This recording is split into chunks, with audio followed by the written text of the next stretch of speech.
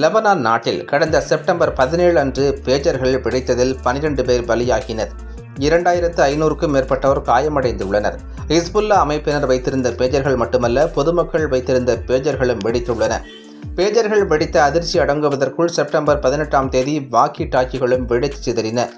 இதில் 30க்கும் மேற்பட்டோர் பலியாகி உள்ளனர். 3000க்கும் மேற்பட்டோர் காயமடைந்துள்ளனர். இதனால் ஹிஸ்புல்லா அமைப்பினர் மட்டும் இல்லாமல் பொதுமக்கள், குழந்தைகள் உள்ளிட்டோர் உயிரிழந்தும் காயமடைந்துள்ளனர். இந்த பேஜர்கள் அனைத்தும் தைவான் நாட்டின் கோல்ட் அப்போலோ நிறுவனத்தின் லோகோவை கொண்டிருந்தன. இதனால் தைவானில் தயாரிக்கப்பட்டிருக்கலாம் என்று முதலில் கருதப்பட்டது. ஆனால் தைவான் நிறுவனம் தங்களுக்கும் பேஜர் வெடிப்புக்கும் எந்தவித தொடர்பும் இல்லை என்று மறுப்பு தெரிவித்துவிட்டது.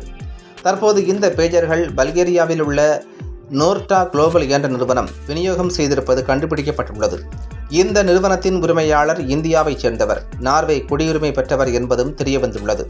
அதாவது ஹங்கேரியைச் சேர்ந்த பிஎஸ்சி கன்சல்டன்ட் நிறுவனம் கோல்ட் அப்போலோ லோகோவை பயன்படுத்தி தயாரித்த பேஜர்களை நோர்டா குளோபல் நிறுவனம் வாங்கி விநியோகம் செய்துள்ளது.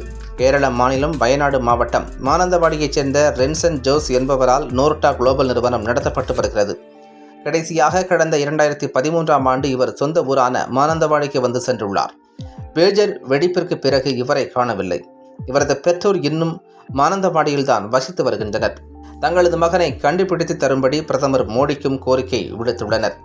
ரென்சான் ஜோஸ் நார்வேயில் வசிக்கும் கேரள மக்களிடத்தில் மிகவும் பிரபலமானவர். ஓணம் பண்டிகையை நார்வே தலைநகர் ஓஸ்லோவில் மலையாள மக்களுடன் சேர்ந்து விமர்சையாக கொண்டாட ஏற்பாடு செய்பவர் என்றும் கூறப்படுகிறது. இந்த நிலையில் நார்வே அரசு ரென்சன் ஜோஸுக்கு சர்வதேச வாரண்ட் பிறப்பித்துள்ளது. கடந்த செப்டம்பர் 17ஆம் தேதி அமெரிக்காவின் பாஸ்டன் நகருக்கு ஒரு வர்த்தக மாநாட்டிற்கு செல்வதாக புறப்பட்டுச் சென்றவர் மாயமாகி விட்டார் என்பது குறிப்பிடத்தக்கது.